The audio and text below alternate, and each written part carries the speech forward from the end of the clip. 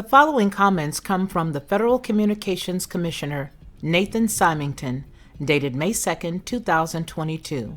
Quote, "Some have recently called on the FCC to stop Elon Musk from acquiring Twitter, but nothing in the United States Code or our regulations gives us the right to interfere with this transaction. Our Competition Review Authority does not and has never extended to internet platforms like Twitter. But even if this deal were within our purview, it would be inappropriate and contrary to public interest to block it.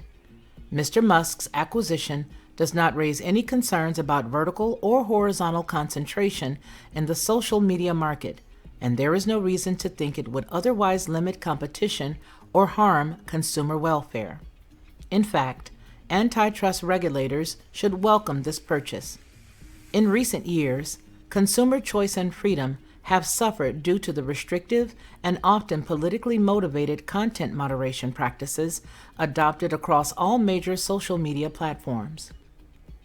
If Mr. Musk follows through on his stated intention to ease Twitter's restrictions on speech, he would almost certainly enhance competition and better serve those Americans, the majority, who value free speech.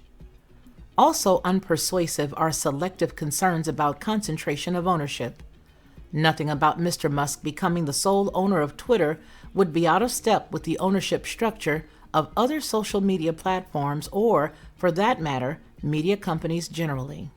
Google, YouTube, Facebook, The Washington Post, and The New York Times are each owned or controlled by one or two people or a single family.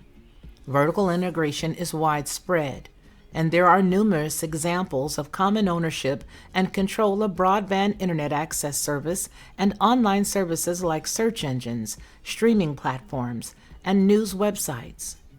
Concerns about Mr. Musk controlling both Twitter and Starlink, a broadband provider currently serving less than 1% of Americans, cannot be taken seriously. The FCC cannot and should not block this sale. We should instead applaud Mr. Musk for doing something about a serious problem that government has so far failed to address. I encourage my colleagues across the government to investigate the market failures and perverse incentives that caused big tech companies to standardize around censorious and slanted content policies in the first place. If this acquisition leads to corporate success by bucking the trend toward curated and managed speech informed by sensibilities of a narrow and unrepresentative class of insiders, it will bring greater diversity to the social media experience. And as this experiment is clearly lawful, I for one look forward to seeing what comes of it. Finally, I am particularly troubled by arguments that the federal government must act with the purpose of stopping Mr. Musk from enshrining free expression on Twitter. The only merit in such proposals is their candor in proposing something so blatantly illegal.